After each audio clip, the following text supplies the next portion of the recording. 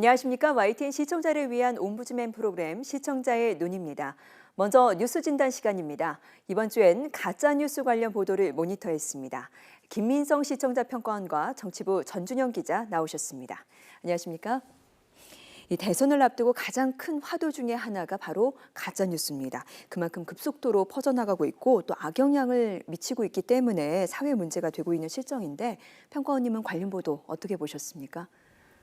지난 11일 국민의당 원내 수석 대표인 김관영 의원이 소위 가짜뉴스 청소법을 발의했습니다. 정치적, 경제적 이익을 노리고 거짓 정보임을 알면서도 인터넷과 SNS 등을 통해 의도적으로 허위 내용을 유포하는 것을 방지하고 가짜뉴스로 인한 폐해를 막기 위해 정보통신망 이용 촉진 및 정보 보호 등에 관한 법률을 개정하고자 한 것입니다. 개정안은 정보통신 서비스 제공자들이 가짜뉴스를 유통하지 못하게 하고 이를 발견하고도 삭제하지 않는 사업자에게는 3천만 원 이하의 과태료를 부과하도록 한 것이 핵심입니다. 가짜뉴스 이슈는 미국 대선을 계기로 전 세계적 관심사로 떠올랐습니다.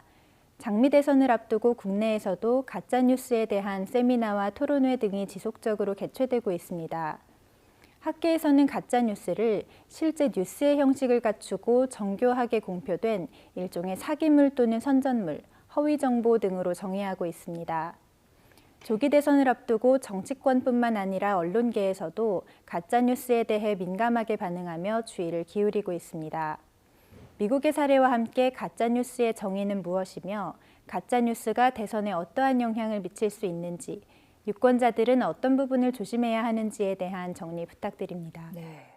페이스북, 구글뿐만 아니라 또 언론계, 정치에 이르기까지 정말 전 분야가 지금 가짜뉴스와 전쟁을 치르고 있는 중인데 도대체 가짜뉴스가 뭐길래 이렇게 연일 회자가 될까 하시는 분들도 있거든요.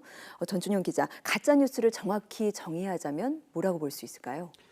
네, 일단 이 가짜 뉴스는 영어의 페이크 뉴스라는 단어를 번역한 말인데요. 아직까지 정확한 정의는 내려지지 않고 있습니다. 다양한 의미가 혼용이 돼서 쓰이고 있는데요.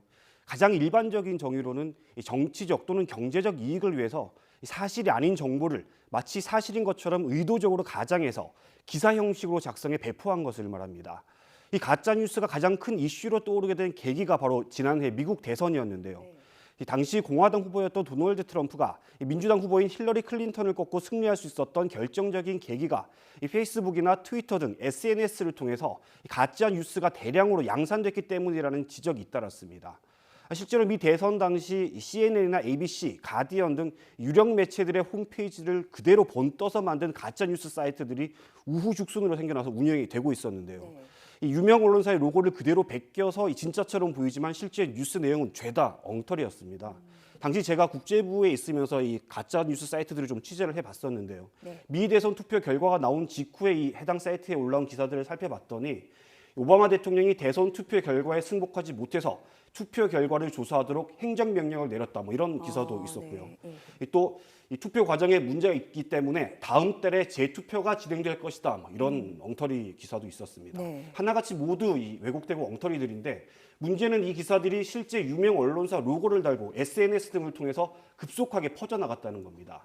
게다가 일부 가짜 뉴스들은 실제로 구글과 같은 주요 포털 사이트 메인 화면에 주요 뉴스로 노출되기도 했는데요.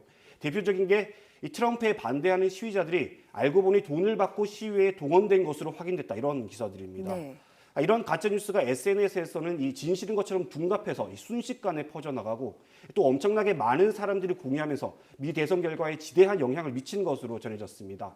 간단한 통계 하나만 살펴보면요. 지난해 미국 대선 기간에 이 페이스북에서 가장 많이 공유된 가짜뉴스 20개가 공유와 댓글 수에서 20위권 내 진짜 뉴스를 앞섰던 겁니다. 이 때문에 이 가짜뉴스 제작을 생업으로 하는 이런 사람들은 공공연하게 트럼프의 당선이 내 덕분이다 이렇게 주장하고 나서기도 했는데요. 이렇게 가짜뉴스까지 사회적인 문제로 불거지면서 미국에서는 페이스북과 같은 거대 SNS 업체가 사회적 책임감을 느끼고 가짜뉴스를 걸러내도록 적절한 대책을 세워야 한다 이런 요구가 쏟아졌습니다.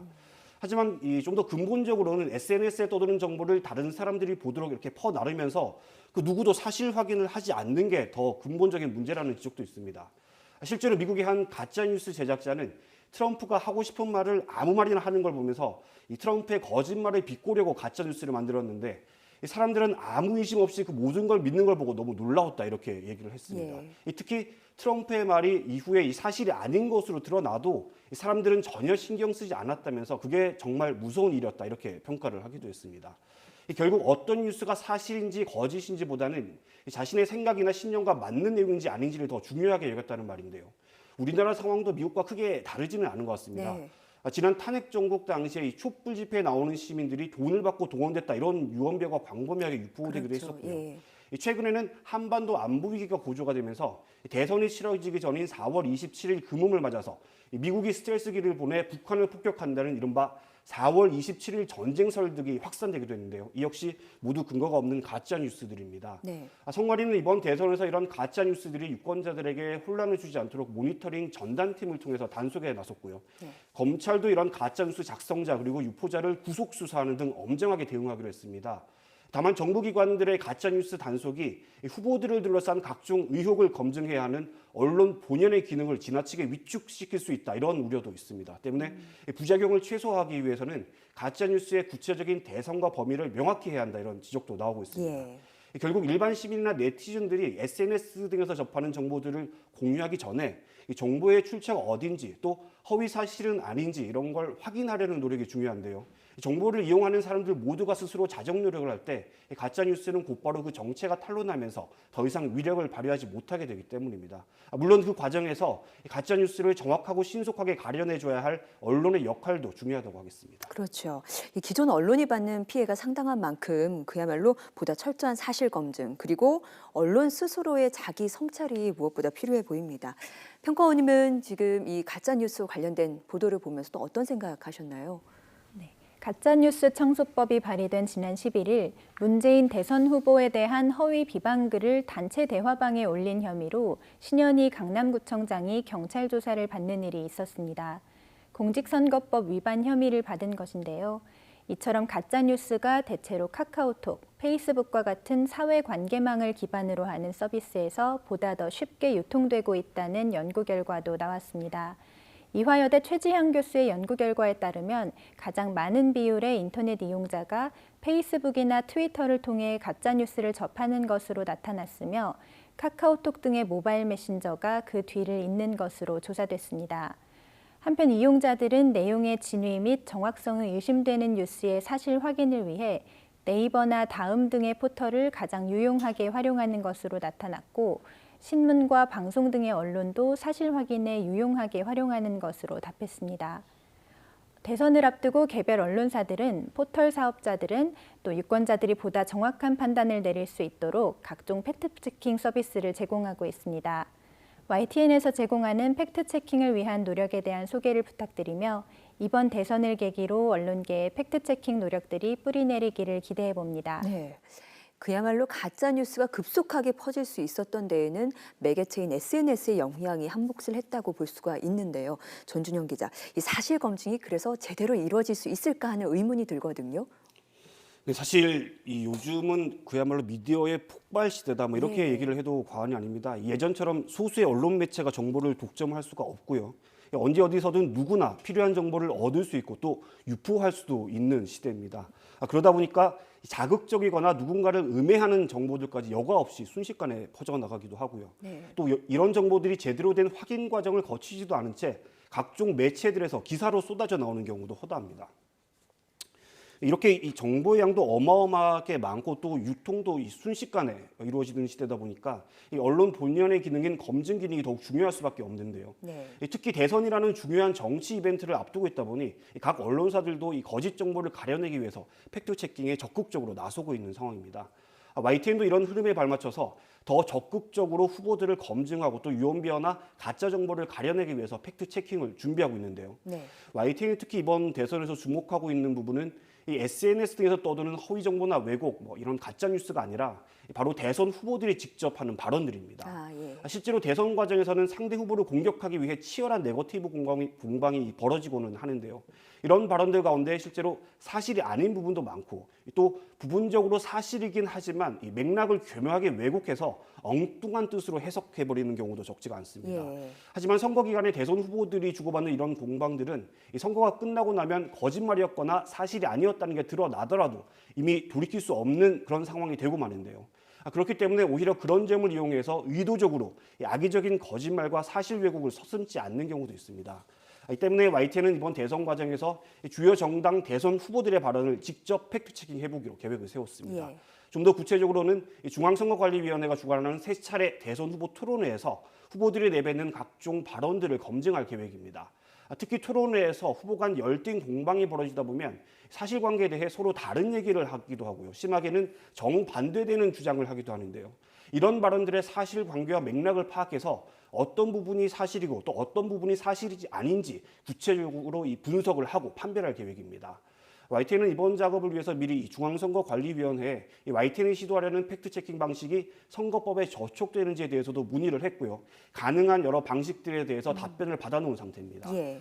다만 현재 선거법을 보면 이 대선 후보들을 서로 비교 평가하거나 서열화하는 것을 금지하고 있습니다. 때문에 어느 후보가 더 진실을 많이 얘기했고 누가 더 사실을 많이 왜곡했는지 이런 것들을 수치화해서 보여드리는 건 불가능할 것으로 보입니다. 이와 관련해서 이 전문가들도 너무 엄격한 선거법 규정 때문에 유권자들이 후보들을 검증하기 위한 정보를 넣는데 오히려 걸림돌이 된다고 지적하기도 했는데요. 앞으로 선거법이 좀 더 유연하게 개정이 돼서 언론이 한층 더 적극적으로 후보들을 검증하고 또 올바른 정보를 유권자들에게 제공할 수 있게 됐으면 하는 바람입니다. 네. 대권 후보자들이 그야말로 토론회 더 열심히 준비해야 되지 않을까 하는 생각이 듭니다. 오늘 대선을 앞두고 가장 큰 화제인 가짜 뉴스에 대해서 우리가 이야기를 나눠봤는데요. 지금까지 김민성 시청자 평가원과 그리고 정치부 전준영 기자였습니다. 두 분 말씀 감사합니다.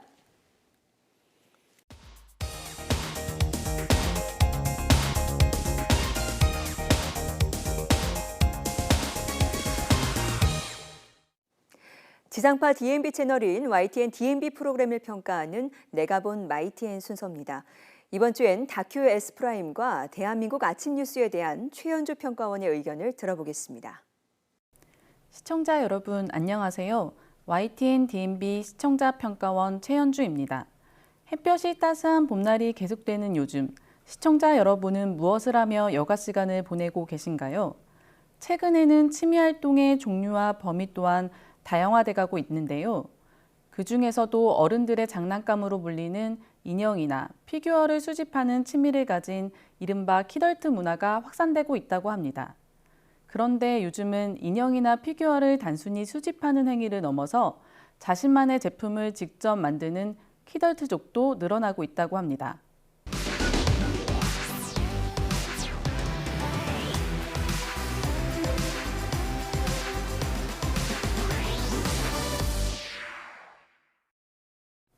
YTN DMB에서 방영하는 다큐 S프라임에서는 디오라마에 대해 소개했습니다.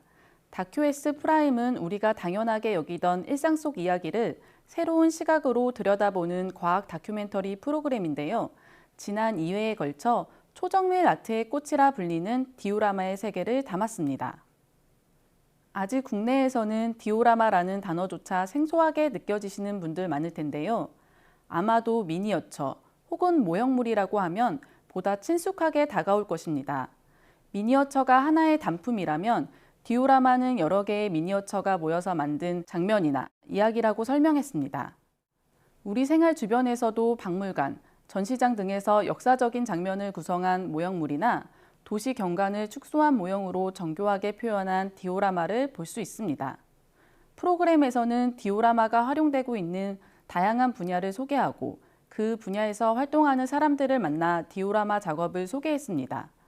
평소 디오라마에 관심을 두고 있던 시청자들뿐만 아니라 전혀 관심이 없었던 시청자들까지도 쉽고 재미있게 접근할 수 있도록 우리 일상 속에서 만날 수 있는 디오라마의 다양한 세계를 보여주려는 시도가 돋보였습니다.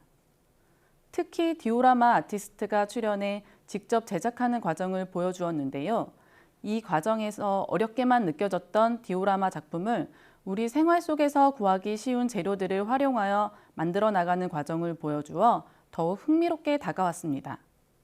또한 디오라마가 중세시기 유럽에서는 귀족들의 취미생활이었다는 내용으로 이어졌는데요. 하지만 디오라마의 역사적 내용에 대해서는 비교적 짧게 구성돼 디오라마의 발전 과정에 대해 보다 심도 있게 알고자 하는 시청자들에게는 아쉬움이 남는 부분이었습니다. 디오라마 2편에서는 IT 기술의 발달과 함께 디오라마가 새로운 시장으로 성장한 모습을 보다 집중적으로 다뤘는데요. 과거보다 다양한 재료들과 새로운 기법들이 개발되면서 디오라마의 제작이 더욱 편하고 빨라졌으며 이제는 보는 것에서 그치는 것이 아닌 오감으로 느끼고 체험할 수 있도록 디오라마 산업이 발전하고 있다고 전했습니다. 여러 작품 등을 통해 디오라마의 기술의 현재와 미래의 모습까지 예측해 볼 수 있어 유익한 내용이었습니다. 이 과정에서 역사적 혹은 생활 모습 등을 통해 매우 정교하게 만들어 놓은 디오라마 작품 등을 마치 실제처럼 카메라에 담아 눈길을 끌었는데요. 특히 영화 다크나잇의 한 장면은 디오라마로 구현한 작품들을 소개하면서 실제 영화 속 장면과 디오라마의 작품을 흥미롭게 편집해 마치 디오라마의 작품들이 움직이고 말하는 듯한 효과를 주어 프로그램의 재미를 더했습니다. 프로그램 전반적으로는 미니어처를 취미로 배우는 어린아이들부터 영화 분야의 디오라마 아티스트, 건축 분야의 디오라마 제작자, 기차 박물관 등 다양한 분야의 전문가들을 통해서 디오라마의 매력과 발달 과정을 전달해 주어 프로그램 내용이 더욱 다채롭고 풍성하게 느껴졌습니다. 하지만 프로그램 중간에 인공지능이나 증강현실 등의 용어들이 자주 등장했는데요. 과학 다큐멘터리 프로그램인 만큼 보다 정확한 정보를 전달하고 시청자들의 이해를 높이기 위해서는 비교적 전문적인 용어들은 자막을 통해 추가 설명을 해주는 것이 필요해 보였습니다. 또한 일부 장면들이 프로그램 전반에 걸쳐 중복적으로 사용되는 횟수가 많아 자칫 지루함을 줄 수 있는 요소였습니다. 다큐 S 프라임은 과학을 소재로 한 다큐멘터리 프로그램으로 일반적으로 건강이나 환경 등을 소재로 한 다큐멘터리 프로그램과는 다른 독창성을 지니고 있는데요. 프로그램 전반에 걸쳐 자칫 어렵고 무겁게 느껴질 수 있는 과학을 흥미롭게 풀어나가려는 제작진들의 노력이 엿보였습니다. 앞으로도 시청자들이 우리 생활 속에서 만날 수 있는 과학에 대해서 보다 재미있게 구성하고 이에 대한 시각을 넓힐 수 있도록 다양한 소재와 더불어 참신한 구성을 기대해 봅니다.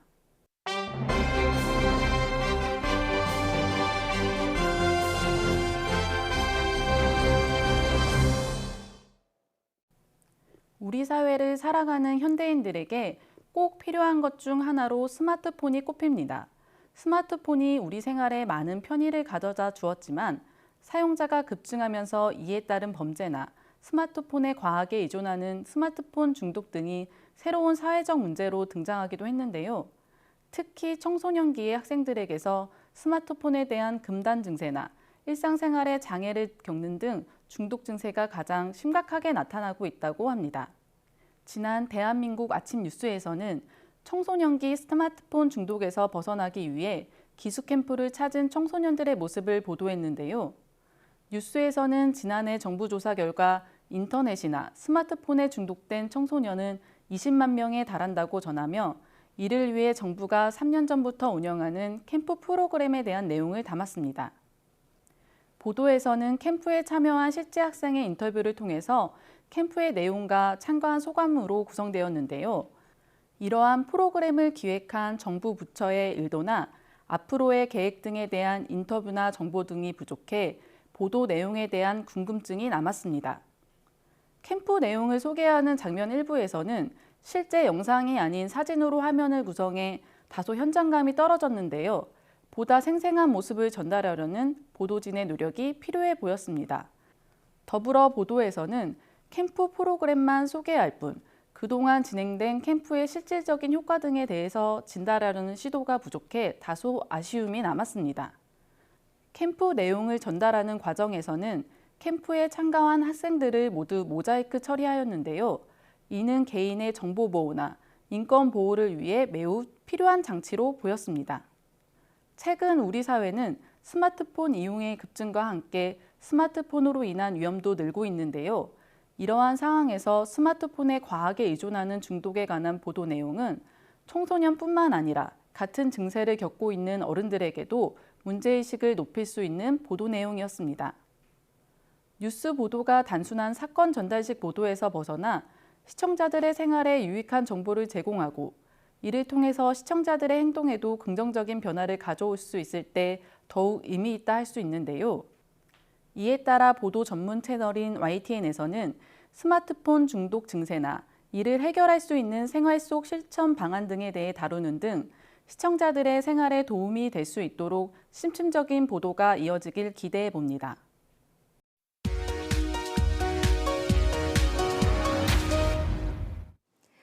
이번 순서는 시청자들의 지적사항을 정리한 모니터 보고 시간입니다. 이 YTN 뉴스를 시청하다 보면 내용 자막이 필요한 경우나 그래픽의 오류가 종종 나타나는데 시청자들은 좀 더 정확한 뉴스를 당부했습니다. 지난 12일 수학여행철은 교통사고가 많아지는 시기이니 주의를 당부한다는 시의성이 있는 기사에서 중요한 내용인 예방과 관련된 내용을 제시할 때 안전띠 관련 내용 자막을 넣어 경각심을 주면 더 좋았을 것 같다는 지적이 있었습니다. 같은 날 4.12 재보궐선거의 결과를 실시간으로 오른쪽 상단에 제공했는데 1위가 자유한국당 의원이면 붉은색으로, 민주당이면 푸른색으로, 무소속 의원이면 회색으로 표현됐는데 지역명은 민주당색으로 대체돼 있어 민주당 의원이 당선된 것 같은 오해를 불러일으킬 수 있는 그래픽 오류가 있었습니다. 그런가 하면 훈민정음 해례본 상주본 기사를 전하면서 나온 자막은 매우 유용한 정보였습니다. 왜 해례본 상주본인가 잘 알지 못하는 시청자가 많을 것인데 이것이 경북 상주에서 확인돼 상주본으로 지정됐다는 것을 알려주는 자막은 매우 유용한 정보였습니다. 그리고 뉴스 속보로 고영태 씨의 체포 적부심 청구를 다룬 시간에는 앵커가 체포가 적절한지 여부를 법원이 판단해달라, 체포된 상태에서 조사받은 사안은 아니다는 뜻임을 설명하고 자막으로 체포 적부심을 의미하는 검찰의 고영태 체포 적절하지 않아를 이어서 고지해 시청자들의 이해를 도운 친절한 방송이었다는 시청자들의 의견이 있었습니다.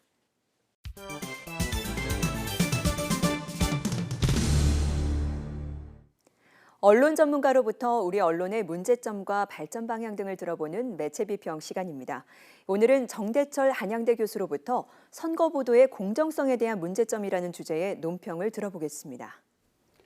대통령 선거에 접어들면서 뉴스 내용이 대결 구도로 치열하게 다뤄지고 있습니다.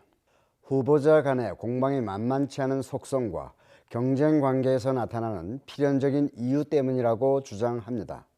그러나 선거 보도에서 꾸준히 제기되어 온 문제가 과연 얼마나 달라질 것인가에 대한 관심도 적지는 않습니다. 미디어 선거나 다름없는 현실에서 볼 때 미디어 보도가 중요하고 공정한 보도의 가치는 더 절실해지고 있습니다. 선거 보도의 폐단으로 지적되었던 경마식 보도나 흠집 내기로 정치적 냉소주의가 연결되는 보도가 되지 말아야 할 것입니다. 지나친 선거 경쟁은 뉴스 보도를 통해서 전달됩니다. 뉴스 보도의 사실 숭배가 초래하는 부작용이기도 합니다. 그 많은 사실들 중에 선정적인 대결보다는 대통령 후보자로서 경쟁하는 모습이 비춰지기를 바라고 있습니다. 사실 숭배와 인기 위주의 보도가 자칫 선정주의 보도의 늪으로 빠져버렸습니다. 만신창이가 된 당선자에게 국민은 무엇을 기대할 수 있겠습니까? 라고 반문합니다. 반쪽짜리 당선자를 뽑기 위해 많은 소비와 그에 대한 걱정을 외면하기도 이제는 어렵게 되었습니다. 승패를 가리는 것이 아니라 한 나라의 지도자를 선출하는 거시적인 안목을 심어 주어야 합니다. 공정한 선거 보도가 뉴스의 가치를 살리는 지름길로 잡고 있습니다. 공정성에 대한 가치는 객관성에서 찾고 있습니다. 객관성에 대한 가치나 평가는 접어두더라도 공정성을 살리는 현실적 조건을 명확하게 판단하기는 어렵습니다. 절대적인 객관성을 확보하기는 불가능합니다. 하지만 기자에게는 나름대로 계율로 전해지고 있는 미스텔 스티븐슨의 이야기를 전하겠습니다. 뉴스를 곧이곧대로 이어가게 하라. 어떠한 종류의 편견으로 뉴스를 더럽히지 말라는 것입니다. 그러면서 기자들이 준수해야 할 규칙을 제시하고 있습니다. 기자의 개인적인 호불호가 명백하게 개입되지 말아야 한다. 특정 가치가 겉으로 드러나는 용어는 사용하지 말아야 한다. 균형성을 유지하기 위해서 하나의 경쟁에 대해 두세 개의 관점을 제시하는 것이 균형 잡힌 방법이 된다. 정보의 확실한 출처와 논쟁성이 있는 주장에 대해 말한 사람을 밝혀야 한다고 했습니다. 현실적으로 지키기 어려운 점도 있지만 규칙이나 판단의 전문성이나 기자로서의 사명감을 좀 더 분명하게 무장할 필요는 있다고 봅니다. 바람에 선 것처럼 묻어가는 뉴스 보도가 되지 말아야 하는 이유는 발전적 방향으로 가야 하기 때문입니다. 꽤나 오래전에 있었던 일입니다. 신문방송학과를 지원한 학생에게 면접을 하는데 졸업 후에 어떤 일을 하고 싶은가 물었더니 정치를 할 겁니다라는 의외의 대답이었습니다. 그렇다면 정치외교학과로 가야 하는 거 아닌가 했더니 이 학생은 기자가 되어 인맥을 넓혀놓고 그 다음에 정치를 할 겁니다. 이 학생의 생각이 현실이 아니길 바랐지만 꼭 그렇게 되지는 않았습니다. 선거 보도의 어려움 속에서 대국적인 언론의 역할을 중요하게 바라보는 이해는 옛날이나 지금이나 마찬가지입니다.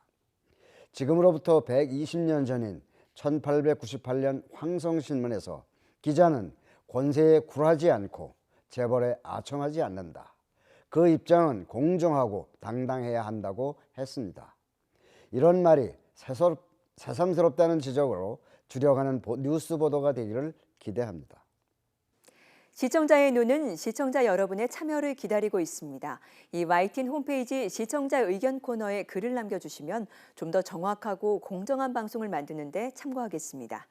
이번 주 순서는 여기서 마치겠습니다. 함께해 주신 여러분 고맙습니다.